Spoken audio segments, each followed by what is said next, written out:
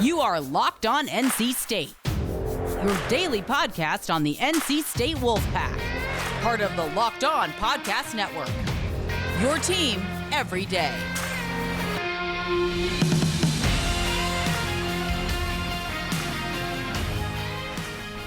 Hey there, Wolfpack fans. It's me again, Kenton Gears, bringing you another episode of Locked On Wolfpack. And folks, we did it. Break out the brooms. We have completed our first sweep of UNC women's basketball since 2015. We did it. When I'm looking at this game, when I'm looking back at this game, and I say, well, how did we get it done? Because obviously, this game was very different than the previous win that we had against the girls in baby blue, which was a 27-point domination. This game was very different. But long story short, I just want to talk about how this game went down, as well as, what is left on this women's team schedule the rest of the way. Okay, so those are the two things that we're going to talk about here. And I need it to be said that this sweep felt really great, and looks like Banghart's Big Jim Carmichael over there didn't help her. That's tough. But now let's get into the actual meat and potatoes of how this thing went down, right? So the fact of the matter is, the girls in baby blue came out much better than they did in the first matchup, where there was basically, I want to say it was a 30-10 or something like that first quarter in the first game. There was not that in this one. It was, in fact, the exact opposite. Not the exact opposite as in they scored as many points as we did. They won the quarter. It was 24-7 first quarter in the last one. Not in that regard, but I mean it was the exact opposite from the standpoint of this team. This team came out and took an early lead, and we had to, fight our way back and find a way to win this game. But in saying that, I want this to be very, very simple here, okay? What happened in this game was very clearly we kept fighting, kept competing, kept battling, and fresh out of halftime, that is where the separation happened, okay? That's where the separation happened. There's no ifs, ands, or buts about that. And to me, this game showed that there's a difference between playing poorly and struggling. Because honestly, in that first quarter, I don't think the Wolfpack played a terrible game. Yes, we were a little too loose with the ball, for sure. 15 turnovers, too many. Absolutely, sure. Not going to argue that, not going to disagree with you there.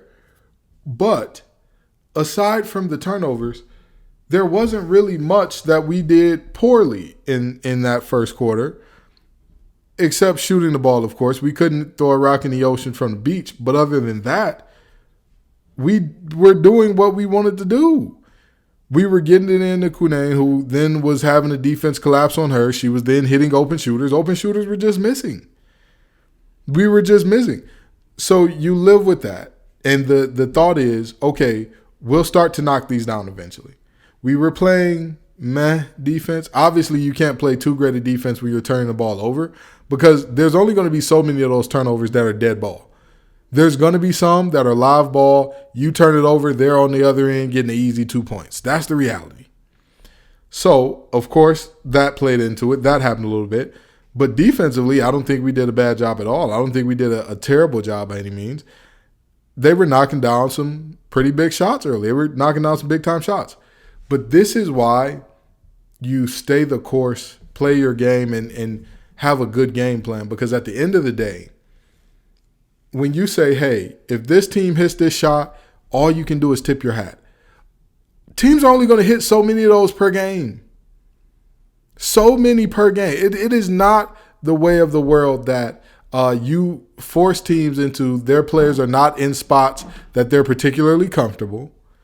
You force them into those spots, force them to jacking up shots, and they just keep making them all night. from spots that you know this player doesn't have a snowball's chance in HE double hockey sticks to make this, but they just keep making them. The first quarter, they made some. The second quarter, they slowed down. Third quarter, offense came to nearly a screeching halt. And, I mean, by the fourth quarter, it was pretty much more of the same. The only difference was it returned to the first quarter a little bit in the aspect of we turned the ball over. Raina Perez had a stretch where she had some really, really bad turnovers. It seemed like there was like back to back to back. But other than that, we did a better job of taking care of the ball and all that and going down the stretch. I mean, that's what this thing was, okay? So Kai Crutchfield led all scorers with 16, 4-7 from deep, 6 of 11 from the field, 2 assists, 2 rebounds, no fouls. Which, the amazing part about that, not only did Kai Crutchfield play 36 minutes, but she always takes the other team's best perimeter player, okay? Everybody knows the book on the girls in baby blue. Deja Kelly is by far their best offensive player. Do you know what she held Deja Kelly to today? 0 points, 0 of 11 from the field, 0 of 3 from deep, 1 rebound, 1 assist, 1 turnover. She pretty much erased her from the game. She erased her from the game, essentially.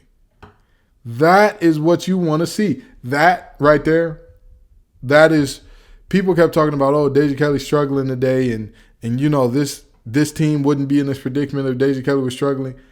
That is what you have in a team like NC State. I've talked all year about how this team is so deep. There are so many players who can do it in so many different ways.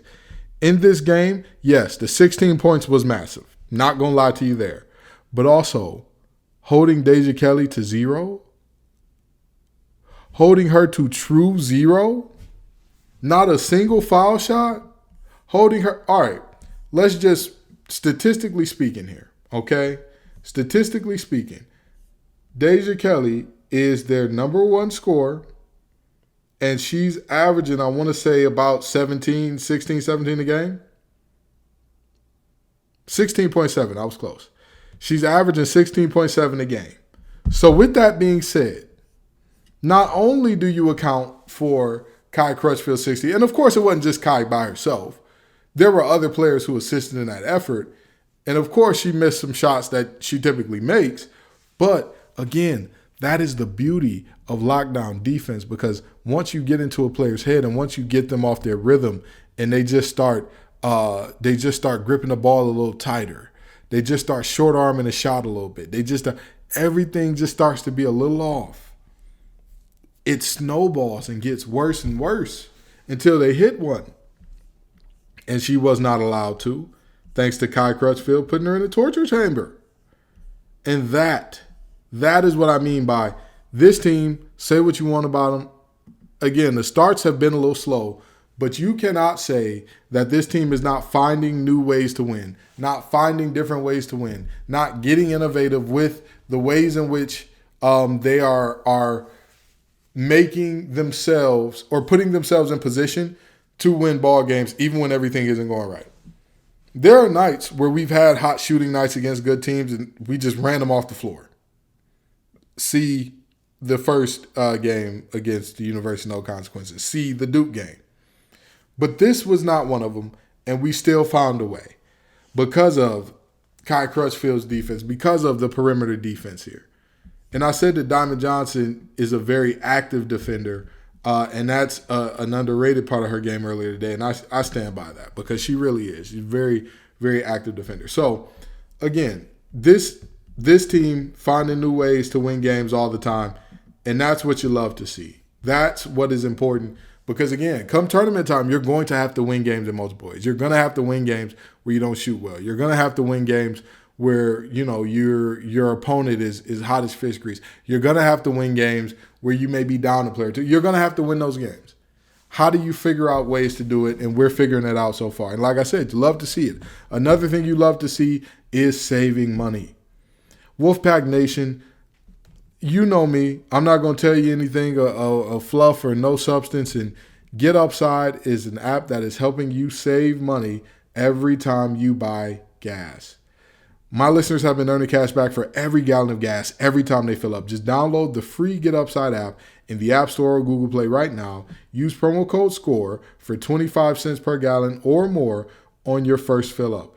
Cash back. Don't pay full price at the pump anymore. Get cash back using Get Upside. Just download the free app and use promo code SCORE. Again, just download the free Get Upside app and use promo code SCORE to get 25 cents per gallon or more cash back on your first tank.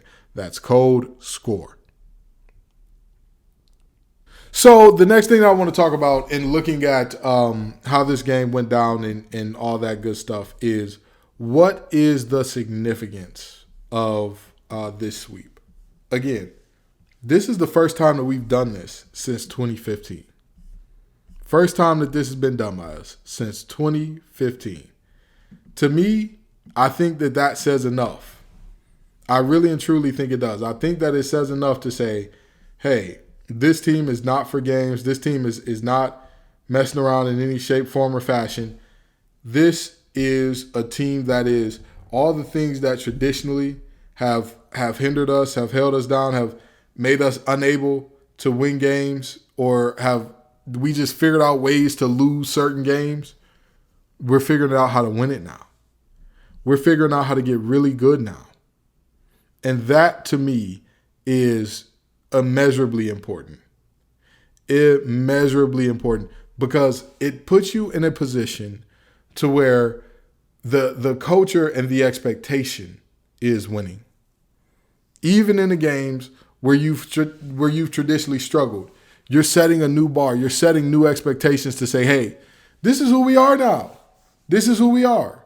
Yeah, we may have struggled on the road in this place before. Not anymore. Not anymore. We figured it out. We are going to come at you downhill, no frills. You're not going to be able to compete with what we're putting out. That has to be the situation, and that is what a win like this means. It means that this team is sold out and bought into. The past is the past. We are not a team that's going to hang our hat on, two back-to-back ACC championships. No, we've got more to do. In the words of the Osley brothers, I've got work to do. I got a job, baby. I got work to do. And that's what this team is showing, game in and game out. That's what this team is showing. And you've got to be excited about that. You've got to be excited about that, because at the end of the day, we talk often about, and I hate to go back to a not so happy thing, but we talk often about how the men's team, a lot of people say, oh, they're fighting hard, and that's pretty much all you need to do. And some folks are really upset with that, and they feel like it's a loser's mentality and all that. And I get it. I'm fine with that. But when we look at this women's team, not only is the expectation to win, it is to overcome that which has typically been a thorn in our side. It is to go deeper than we've ever been in the tournament. It is to win another ACC tournament. The expectations being what they are for this team is magnificent for Wolfpack Nation. It truly is. And like I said on the early episode where I did the preview looking into how I can be nicer to the men's team, the reality is this team is set up for success and longevity beyond when this class leaves. The most storied class, in one of the most storied classes in NC State history based upon what they've done here. For any sport, by the way. For any sport. Anybody show me a group of players that as a whole have done as much to push forward a program as this one. Feel free. You're not going to find too many, especially in recent history. No disrespect to any of the other athletes here. This is not a knock to anybody else, but this is what this class has done has been flatly phenomenal. Flatly phenomenal. So to push the expectations to where they are now, to win a game like this, when in the past that cold shooting night might have just, we're the tough shooting in the first quarter, we can't get a stop, things ain't going right. We got to hang our head. We don't know. We tried our best. We did all we could. That's not the case. That's not the case.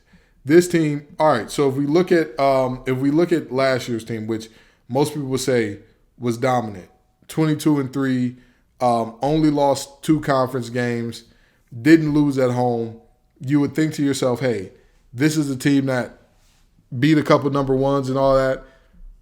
We are looking at something serious. Even that team lost to the University of No Consequences on the road. Even that team did. So now look at this one. What a time, what a challenge, what a way to do these things. What a way to make it happen. What a way to show out and make it happen in a situation that's not necessarily easy, not necessarily a situation where this is a rivalry game at the end of the day. Throw out the records, throw out whatever you think is going to happen. Because I talked about Kai Crutchfield's job on Deja Kelly, but let's still also be honest with ourselves about how tough this game was, even with Deja Kelly not doing much offensively. Let's still be honest with ourselves about that now. This team has shown the resilience to win in different situations, finding new ways to win, finding new ways to get it done. And they'll be on the road Tuesday taking on a Notre Dame team that's been pretty good of late as well. But to me, it is important for our team to get this sweep. It really and truly is. It really is indicative of the different places that we're planning on going, of the way in which we're now setting a course for, hey, this is who we want to be as a team. This is who we want to be. And that's crucial. That's vital. This Notre Dame team is that we're coming up against is a pretty good one in their own right, but that's what you get with the ACC. Earlier today during the broadcast, they said that there were 8 teams at the moment, 8, that were looking that if the tournament were today, they would be in the field of 64. Florida State is kind of trying to play their way back in, so you could potentially see 9. But the reality is we're tied with the SEC for most teams who would be NCAA tournament teams. And again, this Notre Dame team is a perfect example of that. They, too, have a loss to Georgia in overtime. They have a loss to UConn. That was a real bad loss, but, I mean, it's to UConn. They got a close loss to Duke and a loss to Boston College. This is not a terrible team by any stretch of the imagination. They're on a 3-game winning streak and just put a pretty good beating on Boston College, and we're going on the road. So when you talk about this Notre Dame team, you're looking at a team that's undefeated at home, and we're trying to give them their first home loss of the year. They're a good team. They're a really, really good team. And so I don't want anybody, sitting up here acting like, oh, there's no way that this game should be close. Stop it. Stop it. This is a legitimately good team, and this may be a tougher game than most folks think, but I expect us to pull out a win. At the end of the day, they got that freshman guard, Olivia Miles. She's really, really good. She's been excellent this year for them. I want to say she's their leading scorer and leading assister on the team. They've got lots and lots of talent, okay? They really do. So, I'm sorry. Olivia Miles is a hair below Maya Dodson and Maddie Westbeld. They both are averaging 12.6 and she's averaging 12.5. But in terms of assists, I mean, the girl she's crushing it. She's really crushing it. She's averaging about, I want to say about 7 a game. Yeah, she's averaging about 7 and some change a game, about 7 or 8 a game. She's really good. She has great court vision. She can score the ball well, and she has some really talented. Folks around her who can also score the ball. So there's a lot to be. They have a lot by way of talent there. They really and truly do. And with that being said, this game is going to come down to me who the best big on the floor is, because I've said this often and I still live by this. We will not get very far if Alyssa Cunane is not one of the best big on the floor in the vast majority of games. Sure, this team is deep enough to where she can have an off night or two, but if it is a regular occurrence to where there's somebody on the opposing front court that is just giving her fits and we can't do anything with her, it's going to be a problem. It's going to be a problem. And Maddie Westbeld is a very, very good, very quality big over there at Notre Dame. So, that the reality is this game won't be easy. But how many have this year? How many have? We've played a lot of good teams, and, that's the reality. That's the reality. You don't expect a bunch of bums and whatnot at this point in time. I want to say that she was ACC Rookie of the Year. Yeah, she was. She was ACC Rookie of the Year according to the head coaches. And so, this is a player, hey, she is a big who can stretch the floor a little bit, who is really good on the inside as well. But I think that Alyssa Kunane and company are good enough to get over the hump and beat this Notre Dame team. We'll see how that plays out Tuesday, but man, am I excited to see it. I really and truly am. And another thing I'm excited about is Built Bar. It's the new year, and we're almost in February. So most folks' New Year's resolutions have gone up in smoke. But if your New Year's resolution is to eat healthier, get fitter, get whatever you want to do, get slimmer, maintain your body weight, trim up, whatever the case is, you can achieve it with Built Bar. Built Bar is a protein bar that tastes like a candy bar, maybe even better than a candy bar in some cases. Built Bar makes it easier to stick to your resolution because it tastes so good, you'll want to eat it. Instead of other protein bars, which can be chalky or waxy or be hard to chew down, and you're feeling like, I don't want to do this, but I got to if I want that body. It shouldn't be torture to do these things, and Built Bar helps it not be that. Built Bar helps it be great, to be fit, and to eat right. A lot of times when you're talking about New Year's resolutions, people get bored by week 2 or 3 and they're like, oh my God, I can't do this. And when it comes to food, they're asking, where's the chocolate? Well, Built Bar has the chocolate. It's covered in 100% real chocolate. And think about this. Most Built Bars contain 130 calories, 4 grams of sugar, 4 net carbs, and 17 grams of protein. Compare that to the average candy bar, which has around 240 calories, 30 grams of sugar, and dozens of net carbs. It's not even close. So go find your stashes where you got all the candy, all the snacks, all that hidden, and throw it out. Replace it with Built Bar. Go to Built.com and use promo code LOCK15 and get 15% off your order. Again, use promo code LOCK15 for 15% off at Built.com.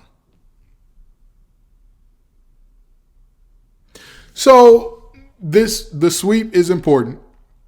We are showing that we are breaking the old bad habits. And even though this team has we had losses earlier in this year than we had last year. But with all things considered, all things withstanding, this team is as good, really, I think a little better than last year's team. And they're trending in the right direction. I honestly and truly believe that. We suffered the 2 losses early, but ever since then, I feel like we've just been getting better and better. And the last game against Virginia Tech was tough. I'll say this, right? The last 2 games, every game since Duke, at some point in time, fairly late in the game, we've trailed or it's been close. At halftime or deeper, we've trailed or it's been close. But with that being said, to me, when I say we're trending in the right direction, I say that only because we're still finding ways to win games, even when we don't put up 80 points. Even when we don't put up, I want to say our average on the season about 77. For us to find ways to win games when we're only scoring 51, that's big time. To find ways to win games when we have entire quarters where we're just cold as ice, that's big time. This women's basketball team, they're amazing. Watching them do their thing is amazing, and this sweep is amazing. Holding Deja Kelly to 0 points, 0 of 11 from the field is amazing. Thank you all so very much for coming out and listening. I appreciate it every single time, Wolfpack Nation. Peace and love, y'all, and as always, go Pack. You are Locked On NC State, your daily podcast on the NC State Wolfpack, part of the Locked On Podcast Network, your team every day.